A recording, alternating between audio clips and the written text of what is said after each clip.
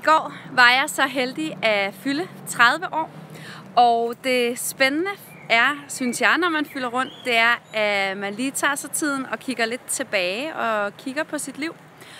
Og der vil jeg sige, at det var helt fantastisk at virkelig sådan få øje på, hvor mange mennesker jeg har i mit liv, der tror 100% på mig og bakker mig op og har fuld tiltro til, at min drøm om at være selvstændig nok skal lykkes. Og det handler jo slet ikke om antallet af mennesker, men bare det, man ved, at man har nogle vigtige folk i sit liv, som virkelig tror på en. Det er, det er helt ubeskriveligt.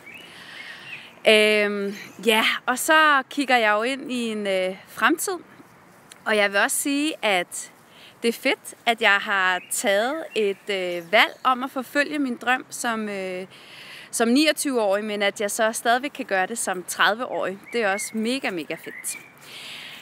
Det her år håber jeg, at jeg får bakket en solid forretning op, så jeg har noget fast indtjening.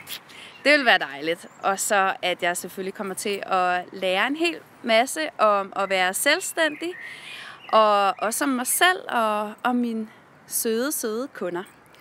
Så tusind tak til alle, der fejrede mig, og have en dejlig solskinsmandag.